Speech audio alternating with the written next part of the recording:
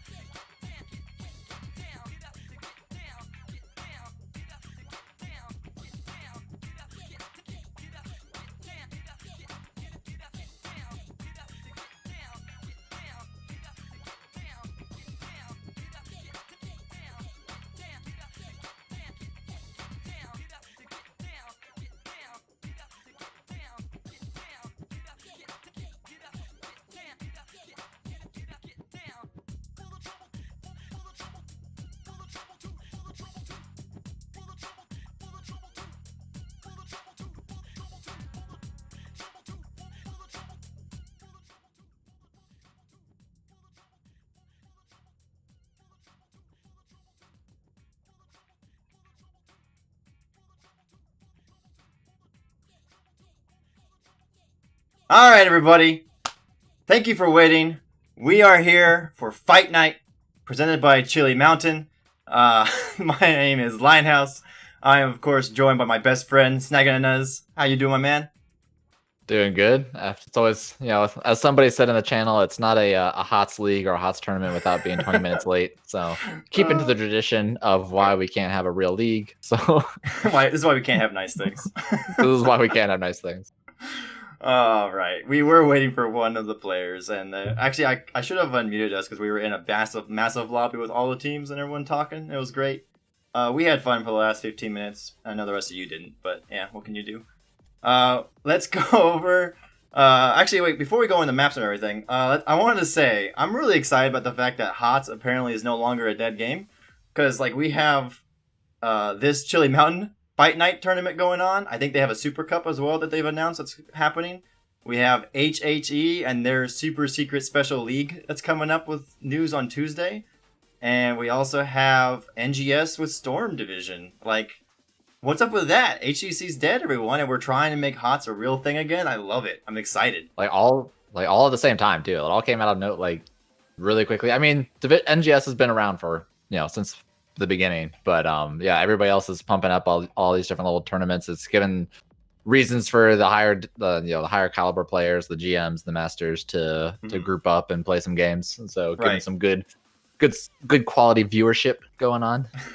Hopefully, anyways. Well, we won't say anything about the good quality casting or the good quality observing. No promises on that part, but there should be some good quality play. Well, we do our best to have our little our fun in what's normally the mouse house, but we are on Chili Mountain's Twitch today, so I don't know. But I did put my house inside the cabin, so that kind of works out, I don't know if everybody saw that. That's pretty good.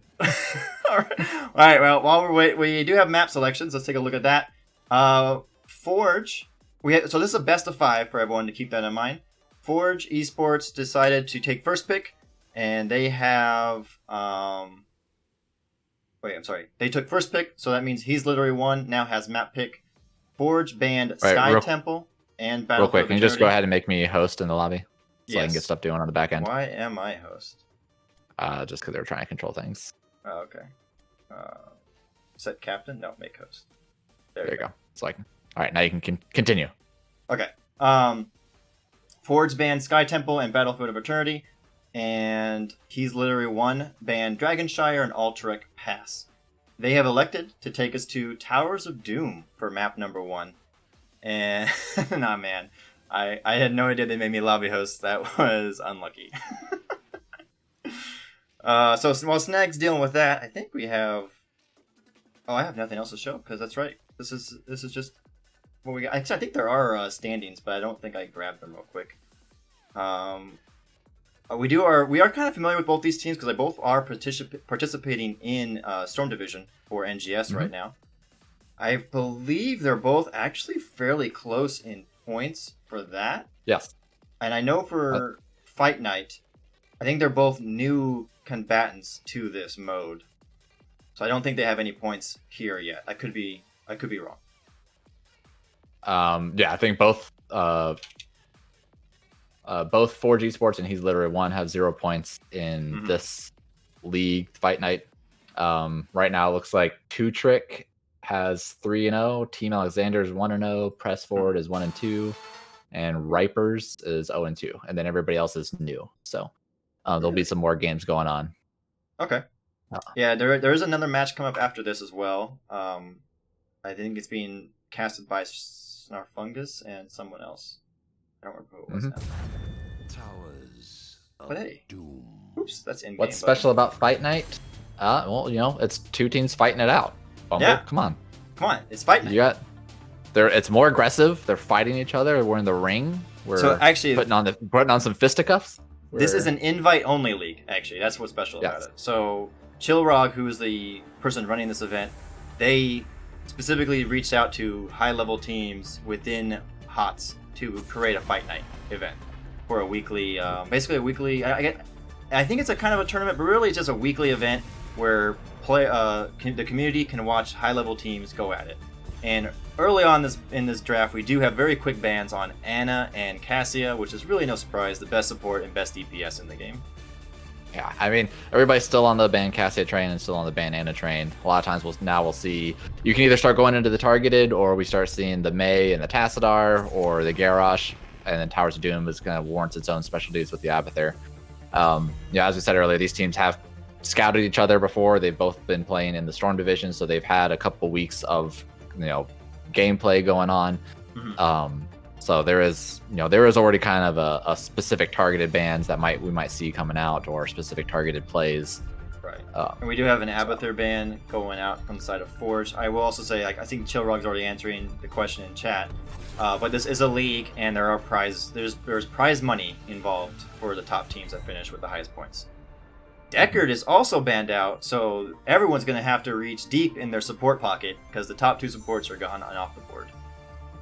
Yeah, I mean, this is where open up, but you can either do the Tassadar, you can open up with your tank. The support, like I said, as the top 2 supports are out, the support pick not as big of a deal right now because you can kind of fill in with the Malfurion or Stukov, and they're going to open up with that Mei that's still open. So she's kind of been the hot pick now. And when she's open, she's usually in the first round and can either make really big plays. I actually do we know if Avalanche is banned within Fight Night? I believe Avalanche is banned, but I know Chillrog is in chat and they can always tell us differently if it isn't. Yeah. But yeah, my understanding is that it's banned as well because there is that slight bug. And we do have a Tassadar and Blaze being picked up, and I have to go into Soothsayer and start putting these names in.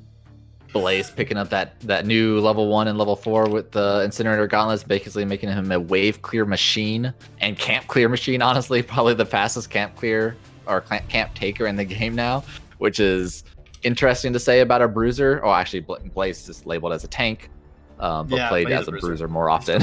So, did you see that Twitter post by Kyle Ferguson about comparing Blaze and Greymane, and one of these heroes is working harder than the other. I love it. That was great. But it also kind of points to the fact that Blaze might be a little bit overtuned with that change. Forge Esports picking up that Greymane and Orphea. Yes. So Azariel Orphea is Orphea's been that, kind of the hot pick for Winterheart lately. He's liking those combos, the resets, got his own little builds that usually incites the community. As on that Greymane, just some quick camp clear for Towers of the Doom. And Rel has been banned by He's Literally One. Do you think they watched that video with Michael Udall and Cattle talking about top 5 Rel players with funds being listed as one of them? They could have. He was listed there. I did watch that video. I know sure, there was technically only 3 people listed because they said, I forgot who the first one was. Liam smirched like 4 times. Yeah, so ETC's being banned out. That's a pretty good tank, I'm told, with his kit currently. Yeah. So this is always where it gets into the decision of how you deal with the Mei and the backline of that team, of Forge's team. So I am of the impression, and from my own experience, that both Mal'Ganis and Varian do pretty well into Mei because of the shield break at 13 and Mal'Ganis just being a little bit more slippery with his movement. See what He's Literally One. They're actually opted to not pick their tank yet, so gonna hold out a little bit longer, picking up that Thrall and Malfurion. So that's gonna be likely a 4-man Thrall, obviously, and then I shouldn't say obviously, and picking up that Malfurion healer. I would imagine. Let's see, what healer does Forge Esports want with the Mei and Greymane Orphea? I don't think Stukov is enough because I think there's too much disruption for Stukov to be as useful. It could be Brightwing, honestly. Brightwing is good here. Yes. And the Zul off lane. So He's Literally One. Now looking a little better to have the Joe going against that Zul to blind his scythes. I forget what they're called. For when he comes into the team fights, gives them a little bit of extra wave clear, some blinding for the Orphea and the Greymane. I mean, I could see Joe. Garrosh is actually still available too, if they're going to be worried about it. But Dibbles. Oh my god, I don't know how I forgot about Dibbles. Like the raid boss himself now with his AA build. So that's pretty good build. So real quick, Chirog did confirm Avalanche is banned in this tournament as well. Now Diablo is interesting only because I'm a support player and I've seen a huge uptick of Brightwing lately. I think Brightwing is a pretty good counter to Diablo with her polymorph. So I'm kind of curious. It's a long CC. It's like surprisingly long, and that's a lot of time for him not auto attacking, not getting those resets. But yes, I mean they're gonna have. Let's see, they have the wave clear is basically the Orphea and the Zool. Their Greymane is gonna be taking camps. On the other side, you have Tassadar wave clear, which is more than enough. But then you only have the Thrall and the Malfurion taking camps, which is going to be slower than the Greymane himself. So it might give a little bit of a map control to Forge, but it's always going to come down to play of, you know, if they're going to use that advantages with those slight window timings to invade or get that extra bit of soak. So I think it'll be more interesting to see the Zool versus the Blaze. Yeah, whose comp do you like better then? Because I mean, I feel like I don't know who wins that dual soak after level 4 for sure.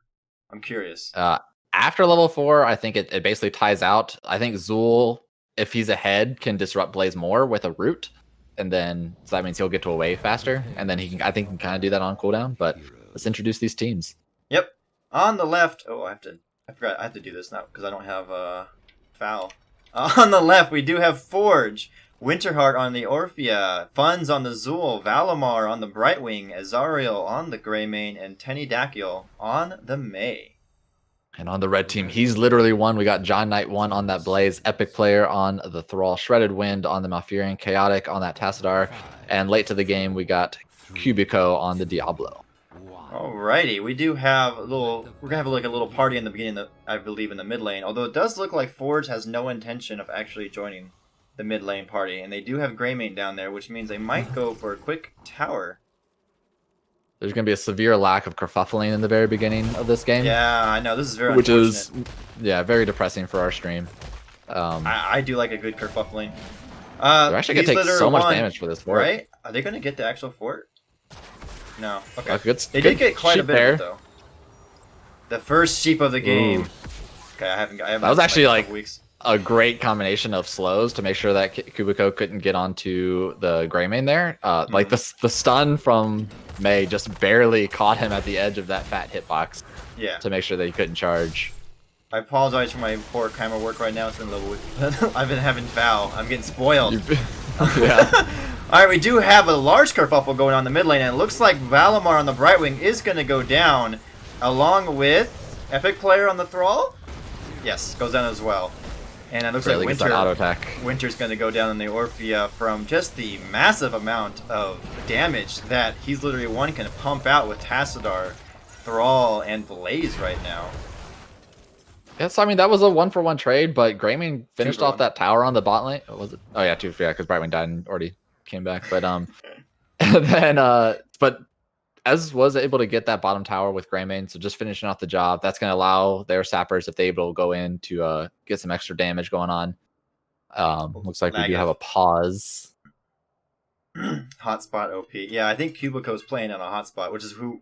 which is why we were taking so long to... We were not at all waiting for Cubico. No, it was just some put him on blast. On a team. No one could have seen this coming. That's our tank too. Sounds like to me that you'd want that person to have a good connection. Yeah, anytime like your tank player is going to have a slight delay on their choices and their abilities to go off, I know, especially playing Diablo, when you have that slight delay and you're like hard spamming the Q on somebody and you're wondering why it's not going off, and then all of a sudden it goes off like 2 seconds later. But I love this. Look at the chat. Guess I have to. Can't use up all the bandwidth on those. Oh, these make sure you don't have Chrome open. Right. I love it.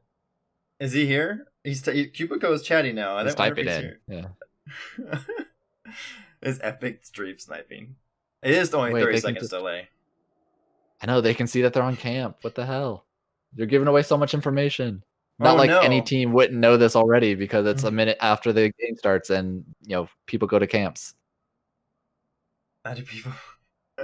Looks like we're ready. There's a lot of conversation. This is basically how the pre-game banter was going. By the way, it was for like 30 minutes. We even had a great conversation on if it's kosher to eat while on stream.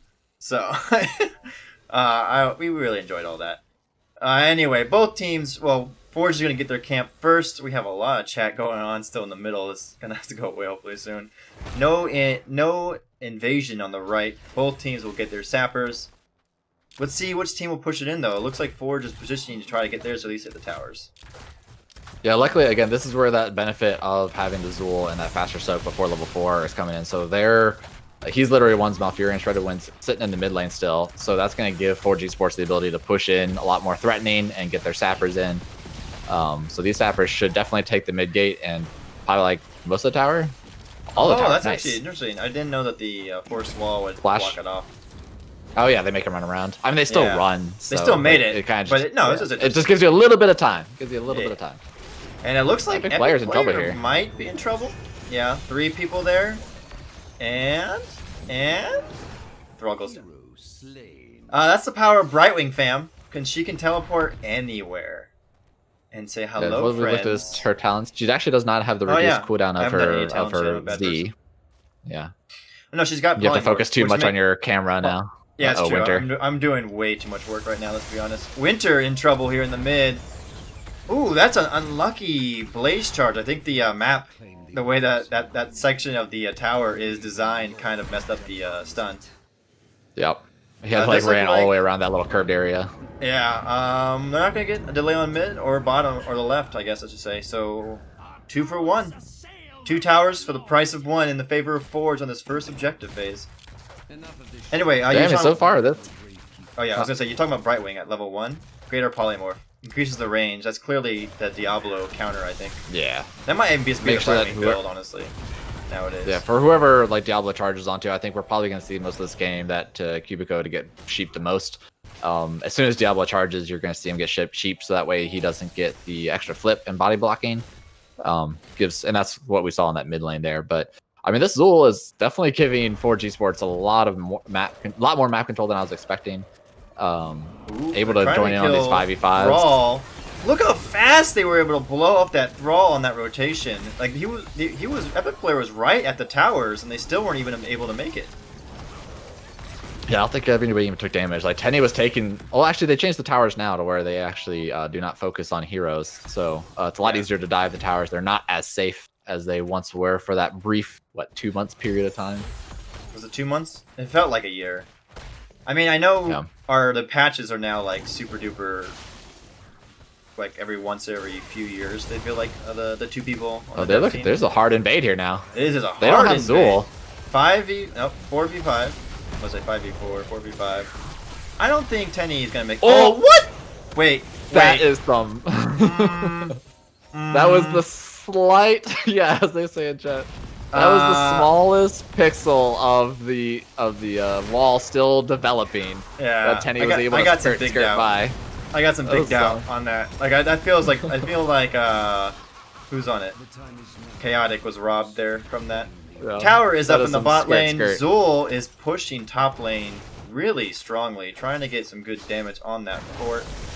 We do have a strong kerfuffle going on. Azara in the back getting the Tassadar and not Shredded Wind. Epic Player on the Thrall getting Winter on the Orphea. 1-for-1 trade. Forge does reach 10 first, and I'm pretty sure that just means... Okay. Yeah, I would say he's literally wants to just kind of give it a little bit. There is Ice Wall, and there's Blizzard on top of that, and I don't think the Thunderwind's going to get out of that with the Malfurion, but that Great Root keeps Greymane off his back, and they live to fight another day. So it's actually pretty interesting. During that whole fight on the bottom shrine, Zool was actually just hard pushing top. He actually used his skeleton mages to tank some towers and put a lot more pressure. As you can see, that fort is almost gone. Like what? 2/5 left. I don't know. Quick math. It feels like, I guess 2/5. What is that one? Is that Team Leftovers? Is that what they're called? I can't remember what that one. I love the old HGC sprays. Like, it just reminds us of a memory long forgotten. I still rock my roll 21 with my Brightwing. Rip in pieces. And then rip level lead given. Oh, we have another engage. No, they decided against it. Yeah, there's really nothing to do on the map right now. I mean, like, camps are up in 15, so you'll see probably teams rotate to this mid lane and then go to their camp, again, using that advantage. Zool's just hanging out on top, taking top tower. They are going for a yep. gank on John Knight in the mid, and they're just gonna give up on that. So, did we go over ultimates? I don't think we did. I don't really think there's anything surprising though. I mean, Ez has already been level 10 for a while and has not used Curse Bullet on cooldown, so I don't think he's living up to Forge Esports. Yeah. Curse Bullet's only 30 seconds. You can rip that on creep, I've been told, and it's still value. Yeah. They're going to get bot to Epic player on Brawl, so it's a free fort, objective 4. He's literally won. Now they're going to contest this mid one. I guess they won the camp really bad. APOC goes off from the Diablo with crushing jaws on the Orphea, getting 3 in there, but May will be going down first, then the Greymane. And that is a 2-for-0 special so far, and I don't know if Funds on the Zul is going to make it out. He does. Yeah. It was a good Twilight Dream coming out of the Shredded Wind there in the Malfurion to stop the Zul and the May from using their abilities and saving themselves. That was a nice play by Cubico right there. It didn't come in a kill, but he used the minion that was in range to charge and try to flip, and then to flip immediately on Winterheart on the Orphea. I love little plays like that. That's fun. Yeah, nice use of their shift Q abilities. Yeah. But it's always that's the differences between a lot of the really hot Diablos and where you can tell that they are seeing those windows where you might not be in range of the hero, but knowing that your Q gets you past your target, so hitting a minion allowing you to get in range to flip and auto attack your actual target. Speaking of, we do have another fight going on here. Greymane getting the kill on the Thrall, and now Shredded Wind on the Malfurion is also going to go down. And that is now their own version of a 2-for-0 special going on the side of Forge Esports. I did like to point out too, what we had happen was right before that, Cubico and Shredded Wind tried to get a pick on Winterheart with the Diablo charge and flip. With the Malfruit falling behind, and Valimar on his Brightwing immediately polymorphed the Diablo right before he could do a flip on Orphea, saving Winterheart's life.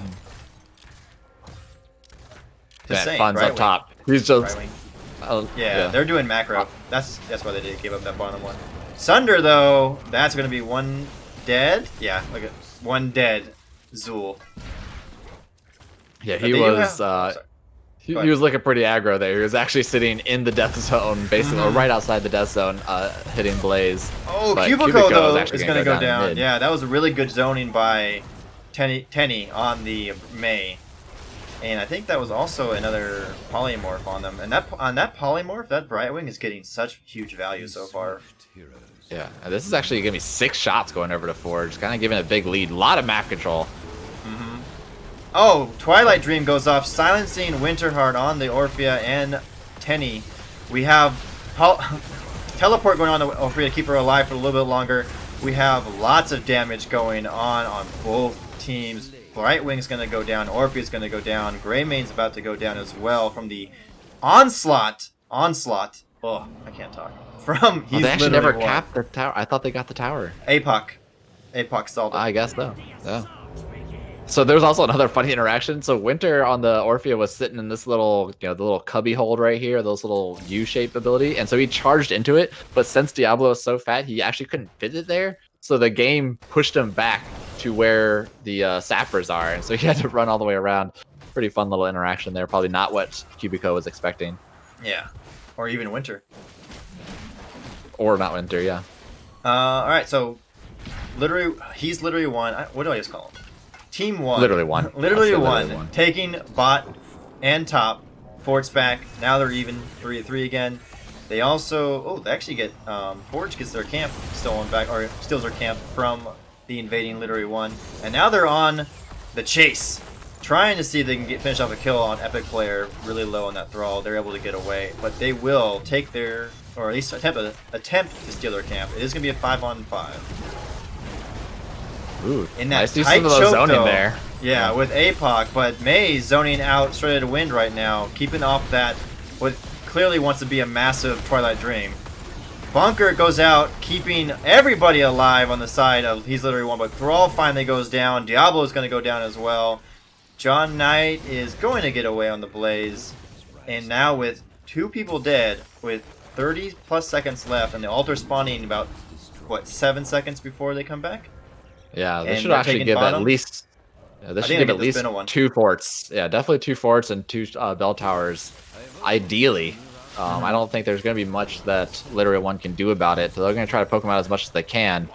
Yeah, But I mean, there's still room for Forge to feed. There's always time to feed. There's always room for improvement to feeding in this game. Are they gonna go for all 3? No. No. They could okay. poke it out enough. I mean, Diablo's not up yet. If they take a good fight in this choke point, there is wall's going to be back up in 5 seconds. I mean, you can choke out and wall pretty easily. Looks like they're going to give it up. Tenny? This is like my favorite Mei build, by the way, that Tenny's going right now. I love that build. It feels so oppressive when you're playing, and especially when you pair Polar Vortex with Acclamation. Yeah, we do see the Diablo going the typical AA build. The 16 is always the one that differentiates. Usually you can see Diablos either picking the double charge or like the triple flip. Triple flip is always fun because you're just never letting somebody get away from you. They're all picking up that Thunderstorm, looking to get those stacks. And it's always fun to see this tank duel because if he's able to get into this team against these 3 melee and he just heals himself up for full, he's reducing everybody's damage by 35% and just instantly resets all of his W. So we'll have to look for those in team fights. And there it was again.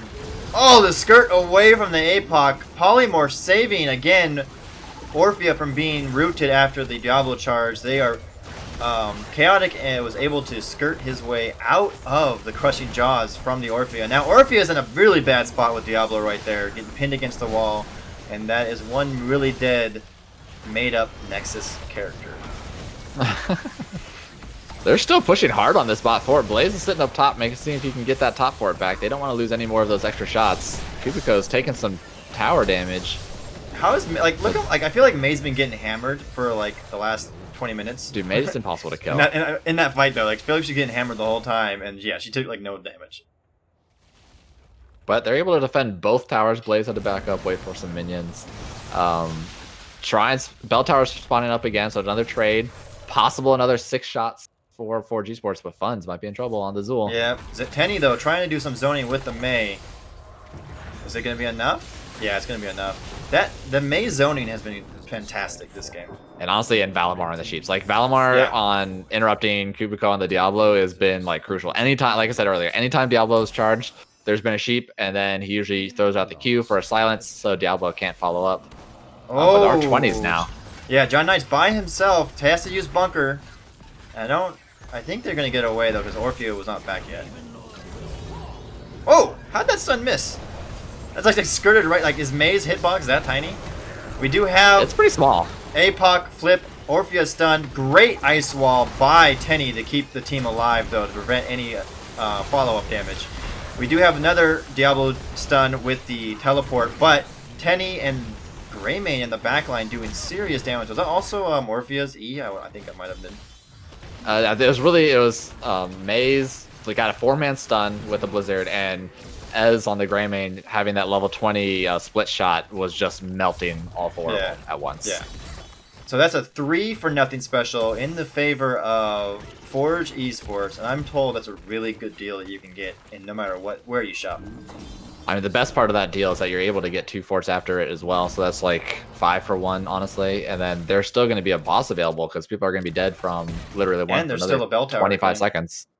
Yeah, I mean, they're getting so much value out of that team fight.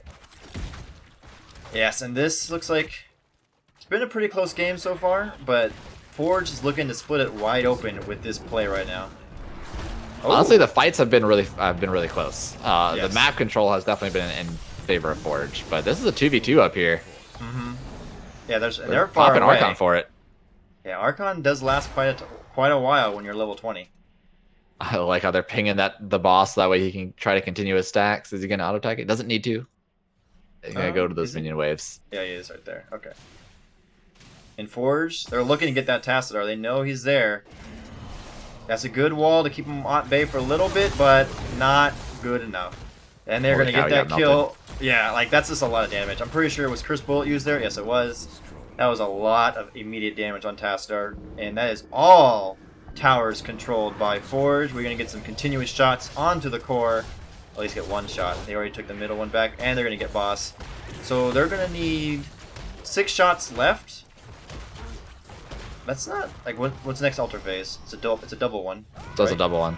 Yeah, so like technically if they keep control of these forts, I mean they're gonna be down to 5 shots, but they still have so much more control and structure push with the Gray Main that they still might be able to get back to the 6 forts or to the 6 shots before the next objective. Man, this but hurts. Diablo's looking for a flank. I know Funge is trying to get these sappers in, but that's a huge wave. Like, I know it's kind of like level 22, like who cares as much, but it still kind of hurt to see. There we go. They'll have them skip out the 2 waves. Yeah. And they so close. Epic player gets there just in time to stop that from happening. But they're using that as an excuse to try to get a pick right now, I think, before these altar phase. Because obviously, if they do get 1 or 2 kills here, they can get both towers and end this game. Yeah, I think they're going to probably maybe look to fight before actually capping. Or they'll just try to cap one side. As long as they can have enough delays. Maeve's opting to use her trait there to stay alive. But they're going to want to poke out here more. Are they might just trade out. I think they're trading. Looks like it. That was a good task wall. Alright, 1 shot away. This is where Towers of Doom comebacks dreams are made of right here. Yeah. Still, Core's not dead. A lot of game left if everything goes well for literally 1. They're looking for some of those 5v5 fights. Not a fight that they want right now. No, with the skeleton going out. APOC goes down though. May able to use her trait off. Winter getting 3 people in that, but then immediate silence by the Malfurion with Ice Wall though saving the life of Winterheart along with Valimor on the Brightwing. What? Oh, not in time. There's so much wall down. blocking in this game. I can't. I can't they have it. Thunder Wall and they have Maiev Ice Wall. Ooh. Fight's still going on. Archon. Yep. Oh, another one. That's right, because of the reset. Up? It's a reset from the first one. He's literally won though. Takes that 2 for 1 right there on that great turnaround on that team fight, because that team fight started off in favor of Forge, but with that fantastic bunker from John Knight, along with their Tassadar shields, and I believe, and the silence from Shredded Wind, keeping the team alive. Yeah, it was so split on this little fork next to the Sapper camp. You had Thrall doing the World Breaker Thunder that creates a wall. You had May Ice Wall on the bottom side. Then you had Task Wall in between, and then Bunker blocking one route. There was just nowhere to walk, and the teams were split on themselves. So it worked out for literally 1's favor with having how the splits worked out. So many walls, so little time. But this is where the comeback comes. Like, yeah, they're gonna get that. This is what we're talking about. Bot. Are they gonna get the top? I think they push for this bot fort for literally the 1 with the Archon that they have. Yeah, they definitely get this bot fort. Looks like they're gonna. I think Forge Esports is gonna try to escort in these top sappers. So right now, if I was Forge, I'm probably trying to not cap the top things. Okay, they are going to. Because I think you would want to have them pushing while an objective is going to kind of split the team out. But yeah, but I think they're gonna try to just push them in right now. Yeah, but there's just so much time for them to get there. I think I would have liked to see them kind of hold it. I think they probably knew that literally 1 knows, they have to go there, so they figured they probably have to take it right away. It's probably more of a deny to camp. Yeah, at that point, it definitely has to be.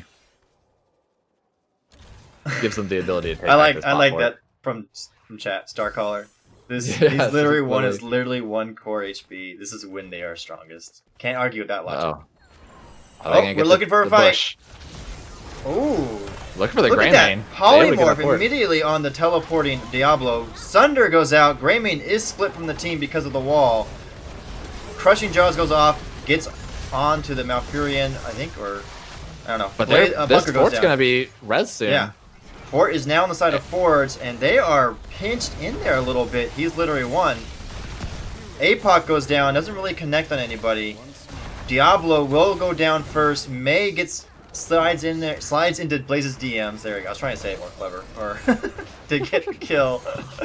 5v3. We have another Crushing Jaws on the Thrall, but with 2 people down on the side of he's literally 1 with 45 seconds and the tower spawning in 8. I'm pretty sure this is probably GG. Yeah, I don't think they're going to be able to stop the 5 people from capping 2 towers. So that was a nice fight from Forge Esports to defend their lead and pull out the win for game 1. Woo! Game number 1 in the books. GG to Forge Esports. This is a best of 5 though, so we got a long they got to night keep it ahead of up. us. I mean, there's still a lot of room for literally one to come back. I mean, you got, yeah. I mean, there's at least 2 more games at a minimum. Mm-hmm. Bare minimum. A lot of kills that game, 18-12. There was so much brawling. There was so like. I thought like I'm trying to think. I feel like first of all for Cubico being on Hotspot, you know, once they closed down YouTube, that was a really strong performance I feel from them. Like he had really good engages on there, but the Valimar Brightwing just denied so much of that with the polymorph. The sheep was on point. Every time Cubico wanted to do anything, he got sheeped and silenced by the level 16. That would probably be a very frustrating game for Cubico because he probably saw so many windows of opportunity that just were straight up denied. Like the one I was most impressed by was honestly the one where Cubico teleported over the wall to get on someone, and I felt like they were polymorph before they completely had materialized on their on the teleport, right? Like I feel like they were already polymorph before they were actually there. I'm like, how did Val hit that so fast? I think what Crow said it in chat, is Val actually a robot? I have suspicions. We've heard him in voice, but you still can't tell. There's pretty good technology now to make. It could be Alexa, talking to us in voice. Does look like we are going to Cursed Hollow. It looks like He's Literally One has opted. Oh, I probably should go to my caster panel. Has opted for first pick. Yeah. Let's see here. Let's update Susai real quick. That was won by Forge. First pick was by. Okay, there we go. Let's look at the maps. So, Forge Esports taking us to Cursed Hollow. They did win game number 1 on Towers of Doom, picked by He's Literally One. And let's see here. I'm sorry. I saw Rodney in there. New level 20 talent for Diablo. You could teleport, but you're suddenly a sheep at the end. New feature. Oh man. Alright. I'm curious to see what kind of comps we get, because I feel like Cursed Hollow has potential for some really fun I don't want to say memey, because I do know both these teams are legitimately trying to win, but like experimentational comps. Let's say that. Let's use that word instead. I mean, there is money on the line. They want the points to get up in the rankings to get some of that money. And so it's not like anything to shake a stick at. Like, you're not gonna just throw things away, but yeah, I'm sure everybody wants to have some fun with it. I think also too, it's just, you don't know what is on your works until you try it. Try it in live. Mm-hmm. All right. Well, I feel like I was gonna make us go to a quick break, but we're also in lobby. Hat epic. Yeah, and everybody's basically are. I'm gonna say we're ready. No break for us. Although I really wanted some more. I really wanted some more water. I wonder if I have enough missile right here to just. I need to I'm getting too serious. I'm leaning forward when you do this serious gaming time. I do that a lot during stretch the my shoulders out. during the match itself. I lean forward a lot, and then I have to remember myself to stretch my back out a little bit. Oh, where's the? Oh no, we're not on your channel. We can't redeem. No redeeming of. Hydrate. Oh, cat, you were heavy. My cat likes to lay on my lap. She's got to carry the stream. That's he's heavy. Like, listen. First of all, it's a dude. He. Oh yeah. When he was a kitten, he used to lay on me like this all the time because he used to be tiny, and then he grew up to be a big fat fatty, and he doesn't realize that he's a big cat. And I'm used to all my animals are female, so I'm always used to saying she when I'm referring to pets. Alright, Cursed Hollow. What kind of fun bands do we expect to see here? Globals? Sylvanas? Lost That's Vikings. a good one too. Lost Vikings? Yes. Yeah, I expect to see a Lost Vikings ban and an Abathur ban. I don't know if they'll pick up the Dahaka. They could. I don't think these teams prioritize Dahaka as much, but I'm not too familiar with their scouting. But I definitely expect to see a Lost Vikings ban. I don't think any team likes to play with that cheesy crap. So, just take it off the board. First of all, I have it on good authority that if you are a Viking main, that you are considered a degenerate. Yes, that is known. That is a known fact. So interesting enough that he's literally one actually banning out the Sylvanas with their free ban. Not a hero that you typically see banned on this map, just because she's strong in general and she has the potential to be able to just push outside of the curse, even though the curse does her trait. But so it kind of like getting her out of the way gets rid of those avenues where you have the Lost Vikings and the Abathur, and you're just hard pushing a lane. Ooh, so they get rid of the Mei as well. They clearly were not fans of that from last game. Yeah, I mean Tenny was doing great on Mei. We see there's a lot of stuff open, right? I mean, still Lost Vikings are open. I don't know if that's gonna be picked up. Lost Vikings and Abathur. Yeah, we got lots of cancer available. Abathur being picked up. Yeah. So cancer number 1. Come on, are they gonna respond with Lost Vikings? Yeah, I think usually it's regarded that Abathur is better than Vikings. But don't quote me on it. It always comes down to play. Is that still true though with the Viking buffs? Because the Viking buffs basically turn them into little mini murder machines late game. Yeah, but that's when they're grouped. So like, I think the idea is like before level 13. Play of the game's always been a thing. No, but that's how you group them, right? That's what I'm saying. Like you just bring them all together. Yeah, right. So then Abathur's still being getting that value of the soak. Diablo and Greymane. So it looks like Ez only knows how to play 1 DPS. Going back to the Greymane again on this game number 2.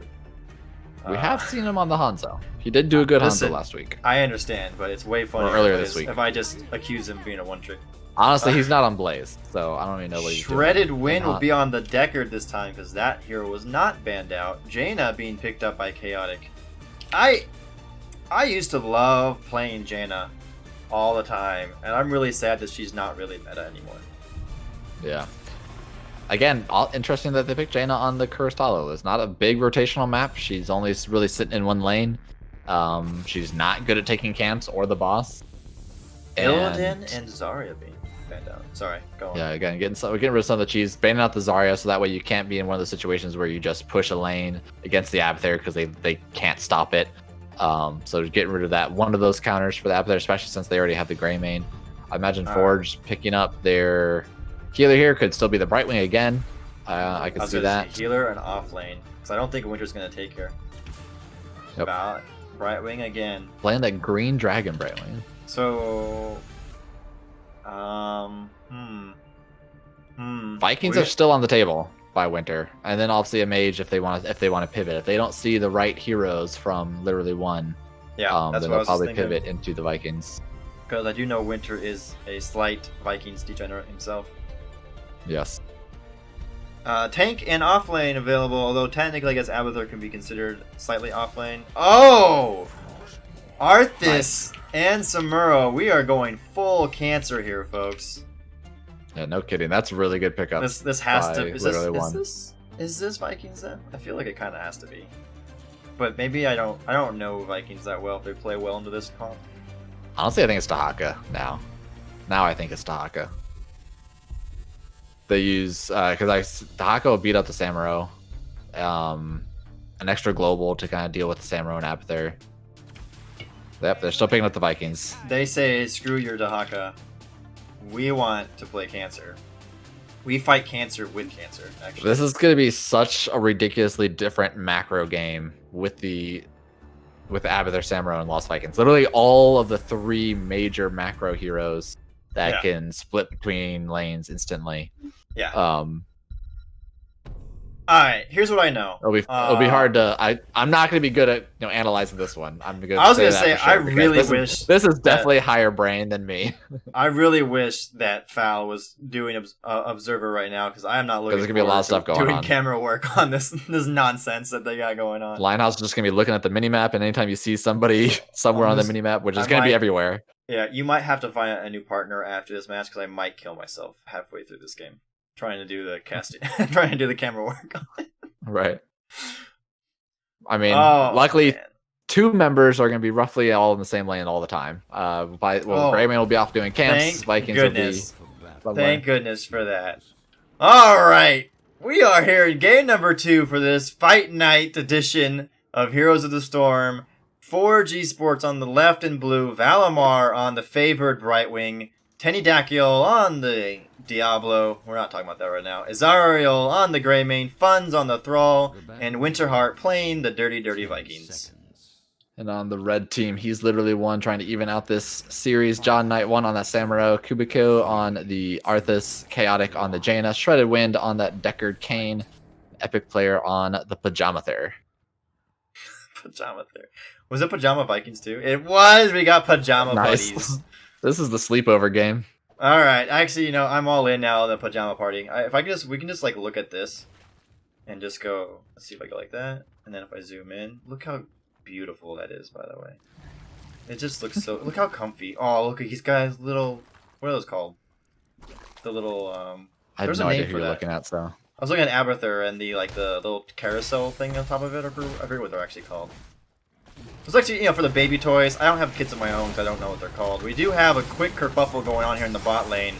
And I don't know if Tenny on the Diablo is going to make it out of this. If the Brightwing barely gets there in time, Valimar still a god, I'm told. Close. Robot Valimar taking care of business. Winterheart on the top lane against John Knight in the Samuro. 2 for 1. Oh, is this actually a 2 versus 3, though, technically, right? Wait, is it 3? Yeah. Can be.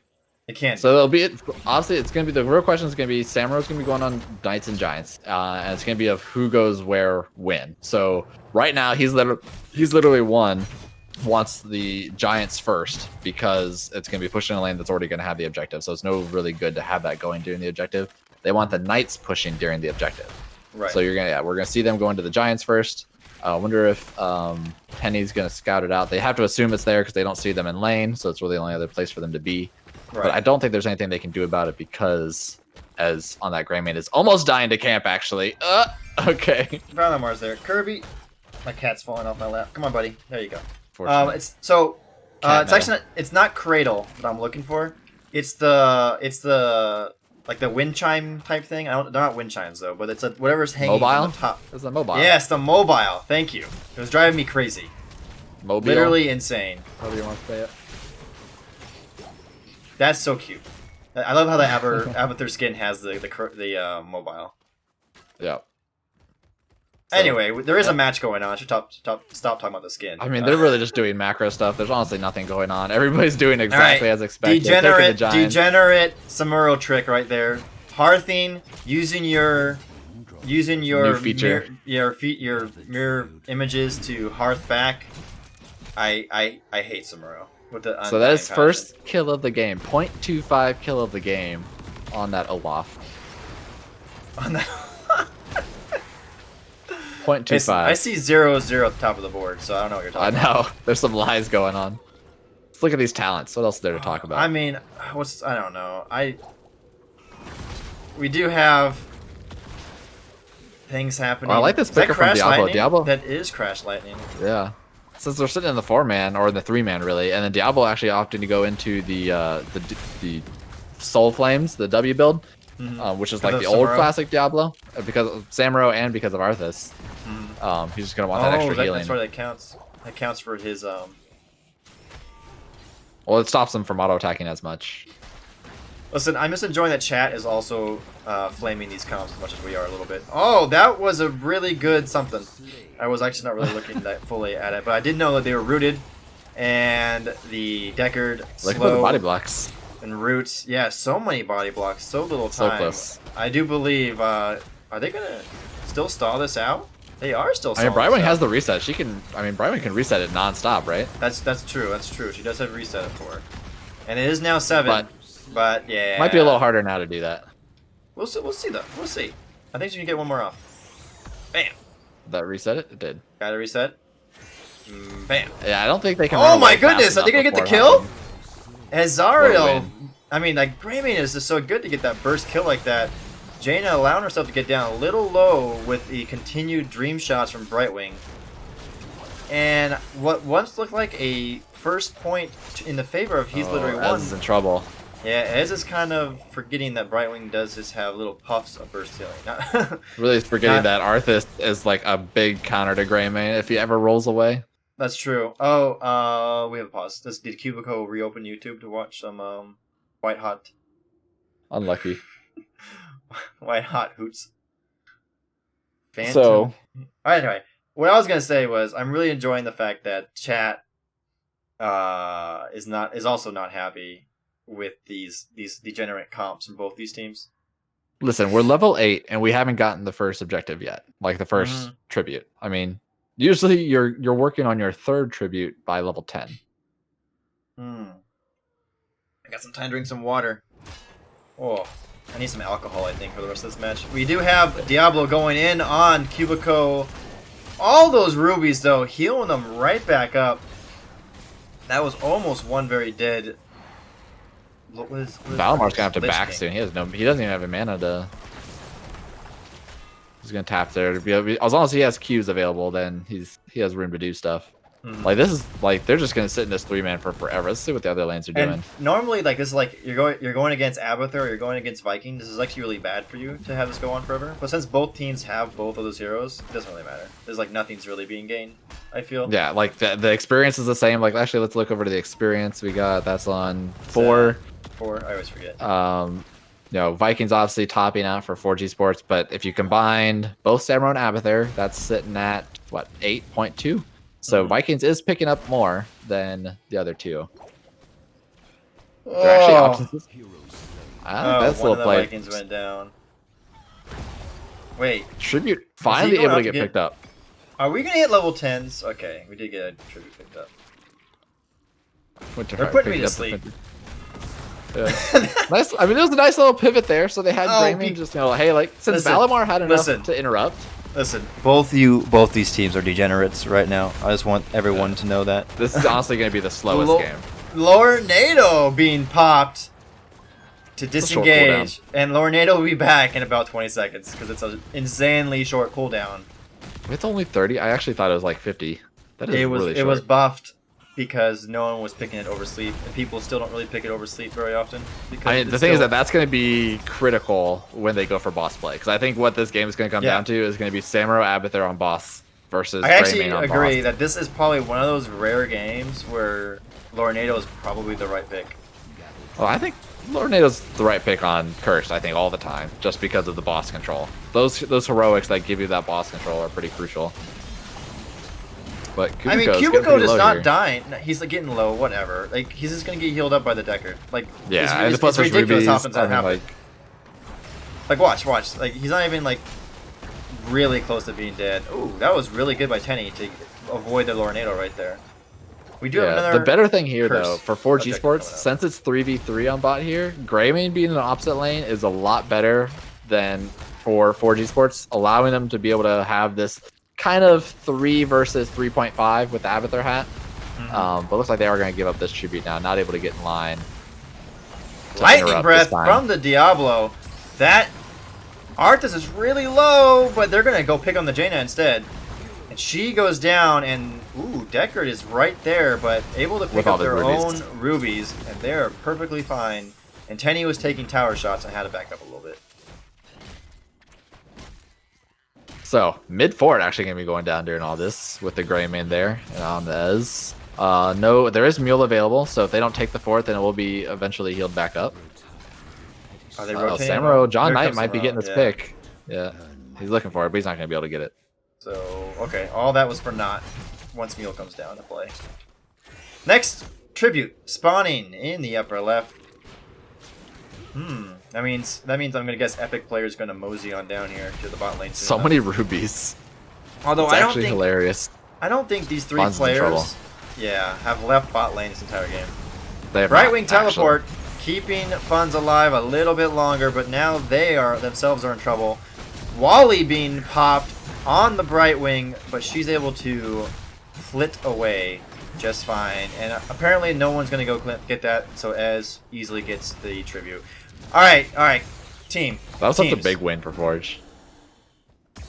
Tenny, Who's actually died? Val, Funds, Cubico, Shredded, and Chaotic.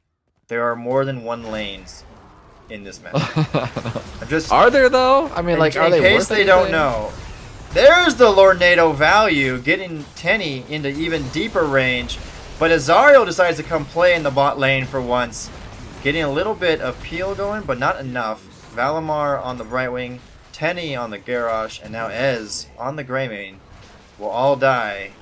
An Earthquake has been popped. Listen, Jaina will Fun's slowly got, mosey on like- through that. Fun's got like 3-4 stacks of Crash Lightning Deer and all that, so totally worth. Totally honestly. worth. Totally worth. So, technically, those 3 have now Shall we see who left the bot lane. tribute this So time? 2 of them left the bot lane because they did die. Now, 'Cause they went back Tenny to their core. immediately went back to his bot lane Binky, so he's fine there. Oh my god. Wait. It's the only safe lane. Oh my goodness. Are they actually rotating away from the bot lane? Look at them. They're Not actually too far. somewhere Not else. too far. Oh, not too quite far? Oh. Yeah. So this is a tribute that they don't need. It's it evens out the tributes for literally one. So they're opting to just go for this boss push. Since they will have that gate down, they will secure them a fort. I think they're First going to go fort of the for game. boss as well. Boss versus boss. Yep. And this is kind of what we said. Like I think the boss plays are what's going to be the deciding factor since we haven't seen any movement in any of these lanes. And it's back going to to come bot down to lane. who can push better. Snore. You guys are Winter getting you, some value up you top. all are killing me.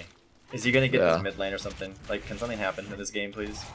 The mule is going to be enough. Like they have to get the full fort to be able to do anything. Winter, That's true. The boss Vikings going to have to do a little bit of running away. They're going to zoom away. Yeah. One of the Vikings goes down, no, and there was a resounding "nobody cares" that went off in the world. Yeah, this is still a better race for Forge with their Yeah. boss push. They are Let's play a game. racing with this boss. They are. Is this what the whole plan of the game was? To put everyone to sleep so hardcore that when they got a boss, they could just hard push it. I guess so. No, I guess they're bailing out though. Is that the real Samuro? It was almost Deckard getting hit by that Yeah. lightning breath. He's pretty slow, Yeah, Deckard. but has Deckard. Ruby Oh my my goodness! Oh, Oh, Ez! with the Ez- cocktail. What? That was such a great play by Azariel, getting the few AAs and the cocktail to splish splash on top of the Deckard. That keep half down will probably get muled back up though. So I Yeah. think Forge might consider staying since Deckard is dead. Z bye for 20 more seconds. Yes, they're going for that. I think Chaotic's gonna go down. Oh, ice block. Nope, still goes down. And Arthas is in the back, does not have infinite rubies to sustain through this time, and I think they're going to eventually go down as well. Red team is cursed because Vikings exist. Oh, they give it up because they want the. Wait, are they you want telling the- me, LineHouse? Are you telling me that ice block fit on Jaina did not help her No win the game? Is that no. what you're telling me, Yeah, LineHouse? it was. It was. It was Are you not telling me that ice winning block move. did not help? It did not Jaina help her win win. the Not game? live. Not help her live. It's almost like However, It's it was not not. a It was not a detriment. It did keep her alive for a it's a little bit detriment longer. to not have it. It was not. I don't know. I'm just saying. I saw Jaina oh. die. Oh yeah, Ez never dying with Brightwing heals, and now oh my Oh goodness! my gosh. I don't even know what to say here. Lightning breath goes out. Wait, it just happened again. LineHouse, Yeah. what's going on? I mean, what can I say? Other than apparently ice block sucks ass, and it's a terrible ability that doesn't do anything for you. Right. So 2 keeps for this curse. I That's, think like, they're coming. Are super they going to value. end? 30 seconds left. They do have Grey Mundo. I think No, they're ending. I mean, there's nothing stopping Greymane. This game is only 13 minutes in. Thrall just died right before or right after he popped Earthquake, but I think this game is still GG. And I'm going to say thank you because It might not be over it really has to be because I really feel like it's nap time. It really has to I be. need to see a better match going. Like, yet. Oh man, it's getting close. oh my goodness. There's catapults on there. They got it. Yeah. Oh, they got it. Thank goodness.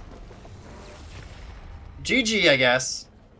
Game number 2 goes to Forge Esports, and I officially hate both teams. That was probably the slowest first 12, 13 levels, and then all of a sudden everything happened at once. And then the game just went into like. It definitely Fast lured us into a forward. false sense of like not having to pay attention. Look at the XP, though, for the Vikings. 25k compared so- to the combined Abathur and Samuro at 25k. So If the community was wondering which cancer is more cancerous, Abba, Samuro, or Vikings, this matches your answer right there, I think, right? The Vikings are more cancerous. And they need to be nerfed. Big time. did we look at? Did you have talents open at all? Do you? I did for a little bit, but I'll put them up right now for everyone. And I also want to know. Actually, I think the real lesson here is that the Vikings and Samuro just need to be deleted from the game. That's the real lesson, I think. Do you have any actual analysis for this game itself, though, Snag, that you want to talk about? Honestly, it was more of the pivots of the Grey Main. Thrall, Diablo, and Brightwing from Forge being able to hold off the Jaina and the Arthas, especially from capping for like 8 minutes, allowing Ez on the Grey Main to be able to rotate out and put pressure where Abathur can't be. I think honestly that shot calling is probably for me what won the game for them. It just gave them so much more control. There's that one point where Jaina had to rotate out to try to match the Grey Main to stop Grey Main from doing anything, and then when she did, there's no threat with the Arthas and Deckard, and they were able to get a pick down there. And then it kind of started rolling along for Forge. They made the right decisions of giving up objectives and giving up lane presence. So that's my small analysis. Oh, that was very, very astute of you. Do we want a minute break? The teams are asking us. We're in lobby. Yeah, no, we're on. Oh, you're in here already. Never mind. Let's take a quick minute break. I'm gonna say yes. Yeah, drink some waters. I kind of want more water. My throat's getting a little scratchy. We're gonna take a quick minute break before we get into game number 3. Currently, Forge Esports is leading tonight's match 2-0.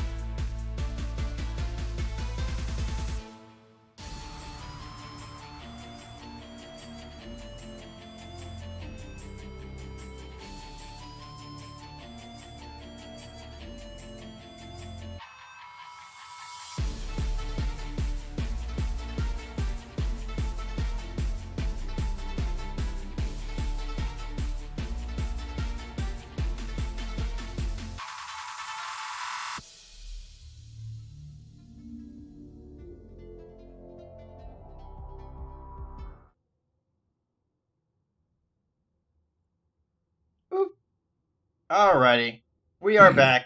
We were waiting for one player to get back in. I think everyone needed a quick bio break and everything, so we are good to go. Oh, router issue. That's what happened. Unfortunate. Man, Alright, we're going to game number 3 here in Volskaya Foundry, picked by Forge Esports. He's literally won. Oh, yeah, it was. Yes, Yeah. requested first pick again. Yep. Forge has won the first 2 matches, so they're up 2-0 in his best of 3. We are about to head best of 5. Yes, I got this. I am a professional caster. I say that very loosely. Are you though? No, I'm not. I'm an amateur caster. Are we? Yeah. That would be the literal term. That's the literal term. We are amateurs. I'm excited for this because I actually have grown to like Volskaya Foundry, even though I used to hate this map. Yeah. So I am curious to see what both of these teams pull out on this, because I don't believe we're going to see the same nonsense that we saw in Cursed Tunnel last game. Yeah, I mean, honestly, Abathur is still viable on this map, just because the lanes are far enough away. Usually those, the objective areas are far enough away from a lane that Abathur can get value.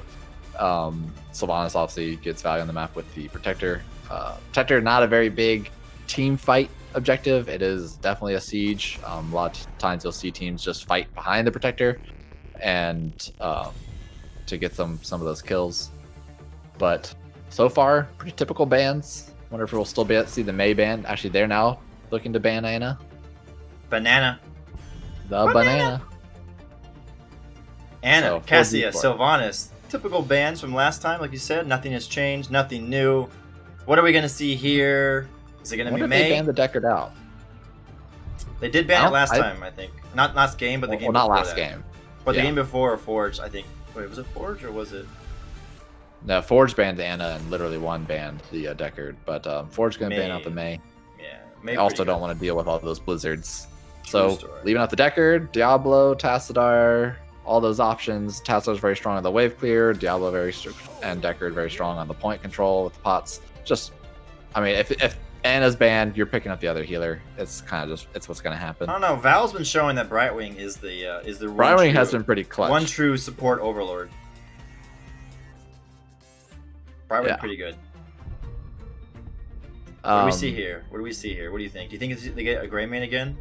Ez has been kind they of do Diablo again. wrecking with that though this whole match. That, Ooh, they're just gonna change say it right up. out, main tank Uther with Tenny picking Yep. it up, so they're not even faking anybody out with that, and Ez on the Maiev. yeah, I think teams at this level usually know that Uther is not really a solo support. He can be when you have a specific plan in mind and a specific comp that you're going against. But yeah, most of the time he's like 90% tank, so I don't think there would be even anything going on about trying to switch it around the roles. But picking up the Uther Maiev, going for that D shield Maiev dive. Greymane and Blaze being picked up on the side of he's literally one. That's a really potent top 3 that they've chosen for this map so far. Yeah, picking up that Blaze to make sure that they have bunker for Cage. So whenever it has the cage fight going on, they can get underground, get under the ring. Garrosh being banned out. I wonder. I guess that does mess up Uther a little bit, right? Yeah, messes up Maiev, honestly, because Maiev can't dive in as easily, because if she dives in near Garrosh, she can get taunted or thrown away and kind of mess up. True. He's literally one. Like they might still be looking to ban a tank here. Maybe the Diablo. Oh, Stukov. That's also good combo for the Cage. Grab about that. This is like old school.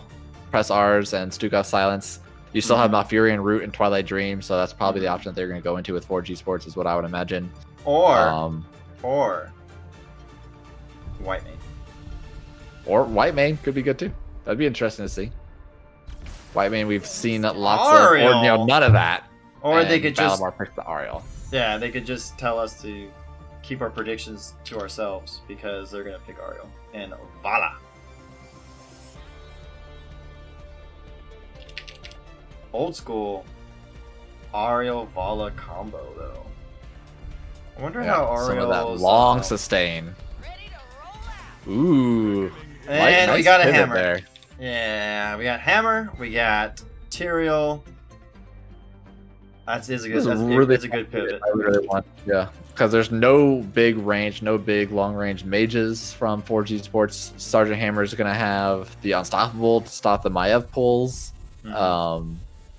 Then you're gonna have Tyrael there just buffing the crap out of it, getting a little mini bloodlust all the time after level 7. So that's gonna be hard for them to push out. I'm gonna picking up the Chen, seeing if they can get some barrels going on in that back line. Wait. Chen? Yeah. Gotta barrel the hammer into you. I know. I'm actually kind of interested in that. These are kind of spicy comps a little bit from both these teams. Yeah, definitely like different from what we've been seeing. Definitely different. I'm actually looking forward to this one. Unlike game 2.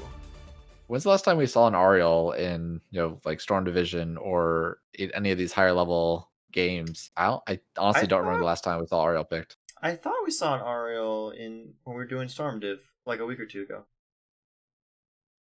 I feel like the only time I would imagine seeing her is on Braxxis. I feel like, yeah, it might have been Braxxis.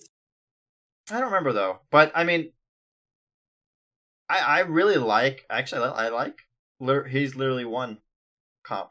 Yeah, I think that comps can be once they get to level 7. I think he's literally one's gonna be very, very hard to deal with, with the moving hammer, especially level 10 with the sanctification. I mean, I feel like almost Forge Esports can't go cage now. But let's introduce these teams.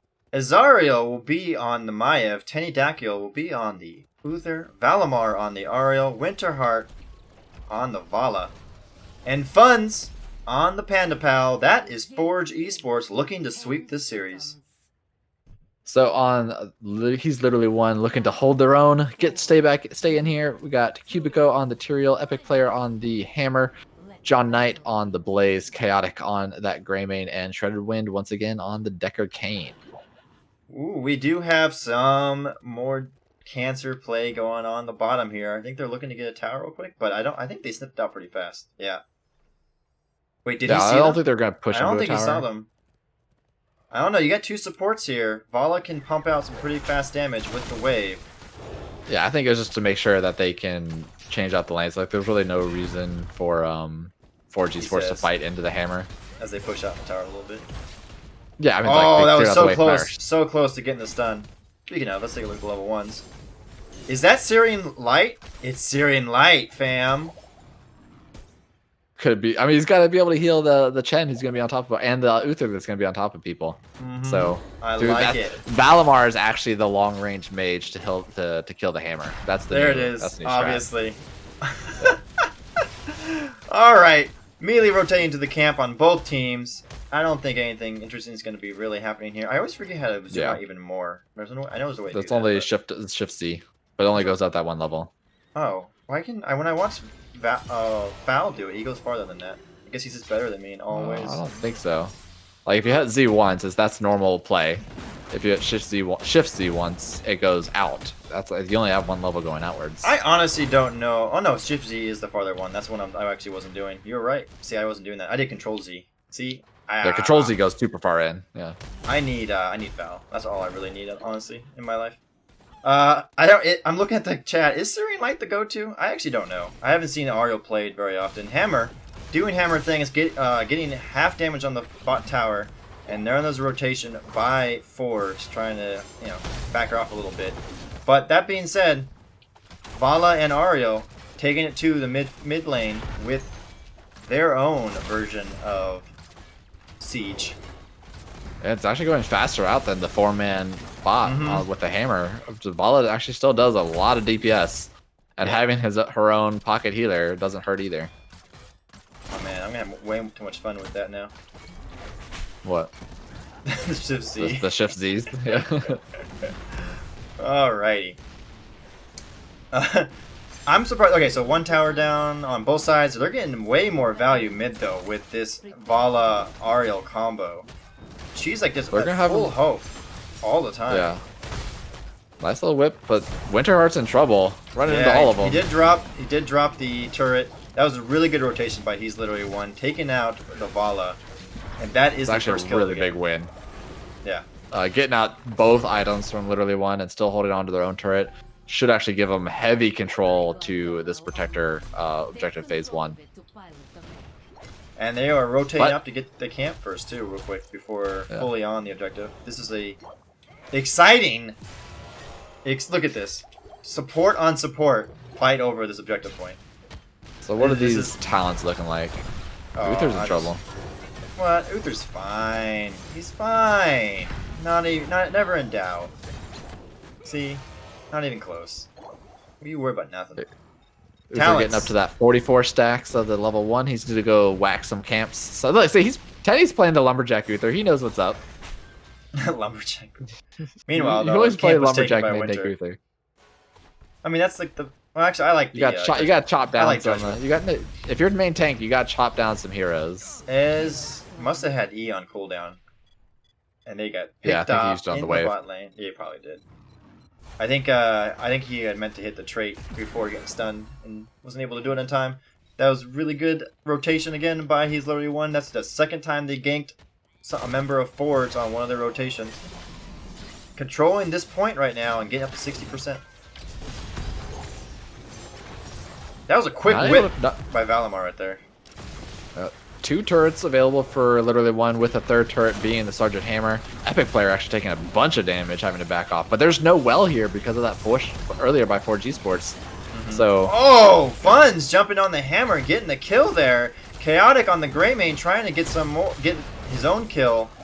But the Ariel healing is just doing so much to sustain the team right now. Especially with Syrian Light. And Forge Esports has taken control of this objective. So is this the typical level 7 for Ariel as well? The energized cord. That's extra for her damage, right? For Ariel's damage, gets extra. I believe so. Especially when it was buffed, it became the go-to because she was able to generate so much hope. I think it's still by the herself. go-to. Yeah, okay. But I mean, I'm surprised it's not the when somebody takes damage. I'm surprised it's not that one. Yeah, but like she's able to generate hope herself, like when not even in because it also works on minions and stuff. Gotcha. So it's like I think it's out of combat. Speaking of though, we have a lot going on here. Ez is going to go down to the Tyrael Boom Boom, but Tyrael also died, which is why he was able to do Boom Boom. Overtime has been called. Yes. 10 has been wow, that would happen so fast. Yeah, like there's really at the very beginning of the fight while we were talking about nonsense, Deckard with that emerald actually securing those 2 kills pretty early with the heal cut was pretty huge. While the members of Uther were in that route, but the amount of sustain because they had 2 healers allowed them to just kind of stay in the fight and push back, giving them this first siege potential. Yep, and we do have the robot going top lane, and we have 2 members of Forge pushing bot, so they are split. Actually, try soaking this because Ez is in the middle. They want all the XP. They get Welly, they get both towers, and they get half a fort. Sleep has been called though with containment disc on the Deckard. He's been taken out of the fight, and now stunned by the Vala, going down from the constant barrage of Vala and Maiev. And that was a quick turnaround by Forge, with Sleep catching 2 of them off guard, but Ez's rotation on the Maiev just shut down that engage. Yeah, it was really good containment disc to make sure, like, since Deckard is so far up, he has no escape methods, he has no mobility. They can all jump on him after the containment disc ends. So, good decision there, and not knowing that they didn't really have any protection with the Tyrael yet. Mid fort gonna go down to the onslaught of Forge. They're also gonna get their left turret, but it looks like, yep. I don't know if there's gonna be quick invade. He's Literally One will also get their right turret with the Grey Mane. And I mean, has anybody? Yeah, 4 and 4. Has Chen has died anybody yet, died? No. I meant to say has Chen died. No. No, it's got Barrel. He's not gonna die. He's gonna just drink his way. So he's gonna roll his way to victory. They are going in on this though. Ez hit the pull. Sleep goes out with the dodge by Azariel though on the Maiev. All 4 of them were not caught though because of that. Yeah, I mean, Valimar with that really quick whip on Shredded with the Deckard to be able to interrupt that sleep. Pretty huge. Wow.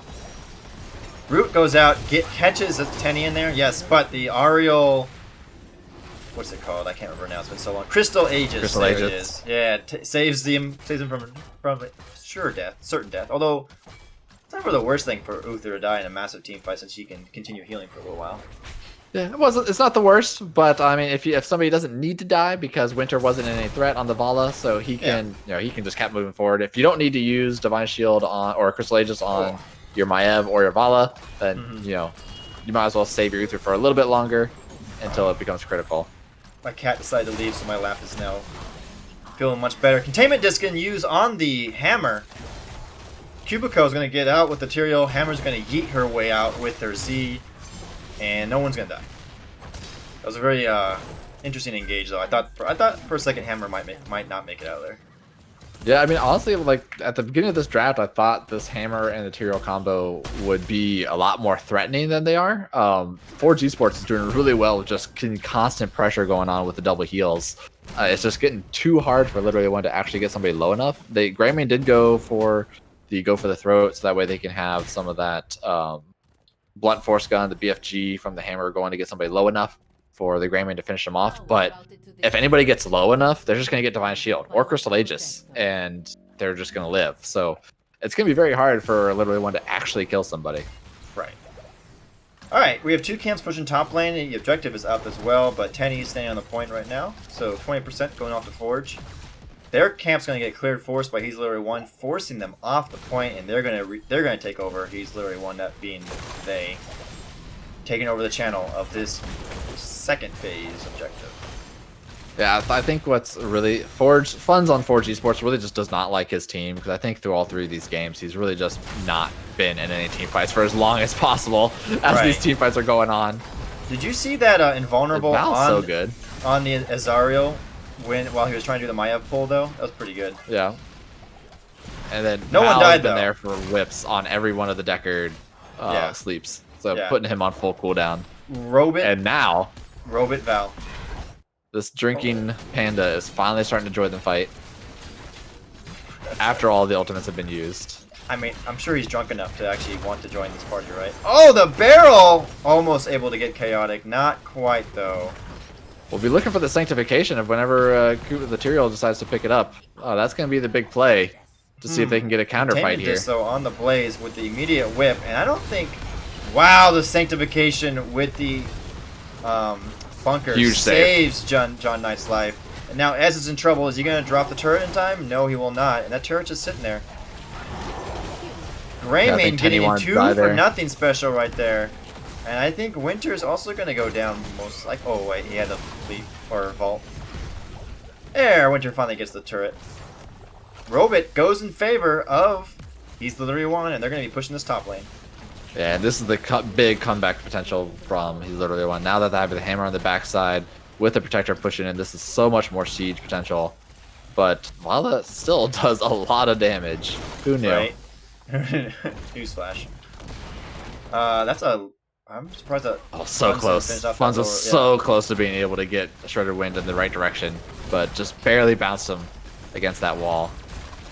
They're getting chunked right now, but that full heal from Ariel, and she did go Reservoir of Hope, so that healing's just going to get better and better as the match goes on. Yeah, especially since she's able to generate her own hope a lot faster with that energized cord at level 7. Basically going to turn into little mini ancestrals. Quick stun, invulnerable, divine shield being put out on the Vala. No one's going to die, it looks like. That is one really big ultimate cooldown, though, on the side of Forge Esports. What is this damage and healing looking like? We got damage, we got Vala's obviously getting up there with 54. That's on number 2. Hammer at 63. I found it. Healing at number 5. Wait, that's 2 force to none. 2 force to none in favor of Forge Esports, though. Yeah, and then that third force also very low due to Funds kind of just being allergic to his team. They're getting their... Ooh, are we going to get an invade on this camp? It looks like we are. They saw my up top. Yeah.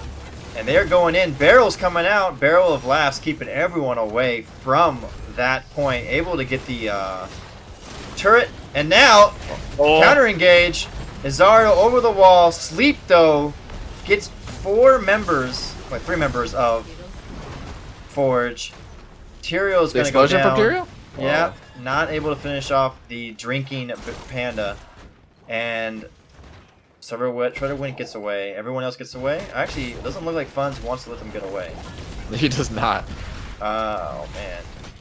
But I think they're going to. Yeah, I don't think. Yeah, Follow on top to get the camp. That was a really good read from He's Literally One, seeing that Maiev was top, but then Maiev recognizing the fact that he needed to rejoin his team as makes Yeah, the it's rotation. unfortunately Kind of saves it.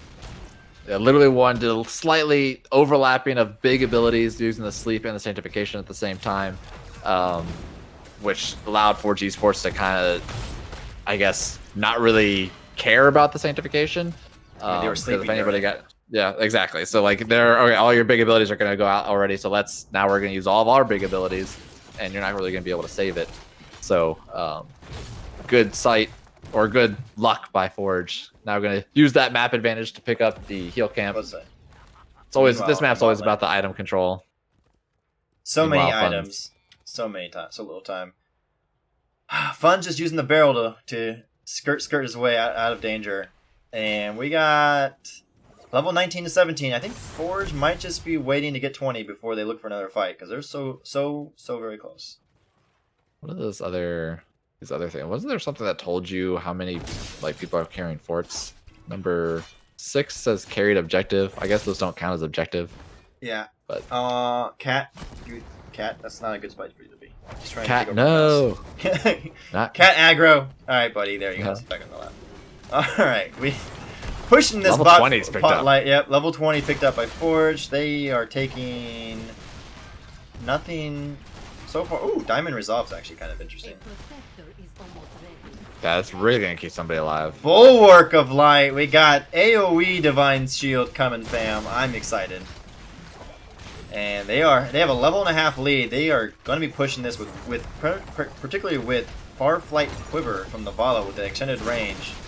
It's going to make it very hard for He's Literally One to stop this. And Ez on the Maiev is just kind of sitting there waiting for them to come in a little bit too much. Yeah, I love when teams do that with the Maiev. You want to keep her out of range, out of vision as much as possible, because when teams can see where the spirit is coming from, they're able to position better. If they can see the Maiev and they're like, okay, she has to come from that direction, I can position myself, vertically or south of that. But when you can't see the Maiev coming in, then it's always a surprise, and it's much greater chance for her to get a big tether. Yeah. All right, we have a rotation going top lane though. What is going to happen here? Are they not? The sleep goes out immediately. Aegis on top of that. I think they breaks the sleep then. Tenny's back out. I think he used Divine Shield and Aegis at the same time. Did they? Oh, they did. But Tenny can still die here and get some extra heals, so that's always true. good. Or he cannot die at all or he because of just Ancestral. He get healed up from because Ancestral. Because of AoE Ancestral. What is Val Actually, at? He's up to 15 on the Ariel. As I say, it doesn't show on in the lower screen, so yeah, I was gonna ask what that was. Greymane going down from Ariel with the kill stealing over here. Winterheart trying to finish off John Knight with 90 some odd XP. Yeah. Was it 50 health? It was so low. Oh, they're going for the kill on the on the hammer. The barrel not quite able to connect, and it's still 21. Let's see. Yeah, I think Valimar is, if he has a full hope bar, I think that's up to a 2k heal or like 2.5k heal right now with basically an extra 1100 going on because of his level 16. Yeah, that's ridiculous. It doesn't say what the base is, but I just know that health bar went up pretty high. Health bar jumped up quite a bit. Pull over the gate. They try to use invulnerable to get out of that, but since they moved on they can still follow up on this. Yeah, I think they are going to. Sleep though from Deckard trying to break off the disengage. Bunker saving the hammer for a little bit, but not able to fully disengage, and they go down. And level 20s is now up as well for He's Literally One. Ooh, but with hammer down for really 50 tough seconds. Defense. Yeah. Yeah. With the Triglav coming, this is probably GG. Yeah, I mean, this is Forge looking to end. It, should be seeing everybody on core. Vala's outside of the protector to be able to get her siege in. No hammer from literally one. This is going to be real tough. Yeah, Blaze was pushed far back though. And Divine Shield still coming. There it is. Yep, there's the group Divine Shield. core down to 60%. We have lots of damage. Vala is still peppering away at it. The robot with only Maiev inside of it, and it's only in gunner form. Uther going down, but that's the person that can heal people the most. And this will be GG. Forge Esports will win tonight. Tonight's match for Fight Night. 3 games to none over He's Literally Won. Yep, their first showing in this invitational. I think it will be. I actually don't know the schedule. If Chillrog wants to say it in chat, but always good to have your first showing being a 3-0. Going to put their name out there for the rest of the teams going in for the other matches. But good games. Honestly, I mean, still very close. All 3 games I think were very close in kills. We'll throw out the Curse Hollow game because whatever. But I have no idea. Well, technically, Forge Esports need to immediately go into their next game, I believe, because their next game starts at 11. They're not playing. They're not playing next game. Oh yeah. Wait, yeah, correct. It's not a tiered. It's just a next match. So yeah, you're next right. match. Where is it? Next match is actually CPOG X Fan Club versus New Game Plus. That will also be here on the Chili Mountain stream. Where's the casting list? I saw it a second ago. Well, anyway, they're in our chat right here. So the casters are Snarfungus, I believe, and Smoky Dragon, or maybe it's just Smoky Dragon by themselves. I could be wrong. But yeah, that was really well played by Forge Esports. We can see if one of them wants an interview. You moved. What do you mean I moved? You're in different channel. Oh. Am I? Where'd I go? Is our camera down? I don't know. I'm waiting for the 30 seconds to catch up. Are we still live? Yeah, we're still live. Anyway. All right. I don't know what I did. Here, I'll just do it. I'll do it. I'll fix this real quick. There we go. Anyway. Thank you. Doing so. I know. I don't know what button I hit. I must have hit something to go in there, but I kind of probably should just end the stream anyway because we have another match is coming up. I'm trying to get Snag camera back up before I switch over to caster cam though. We can look at the maps real quick. I need to update Soothsayer. Yep, 3-0. And this one went 2 as well. There we go. Why is the camera not coming back up? This is really frustrating. All right. Well. Anyway, so this is. I'm just gonna end it right there. Well, yeah, this is week 1. Yep. Week 1 for not week 1 for Chili Mountain, but this is week 1 for us. Thank you to Chillrog for inviting us to cast on their channel for this match. We look forward to doing future ones with them. As I said, there's another match coming up, so stay tuned. I think they're going to probably start stream not too long after we cut as well.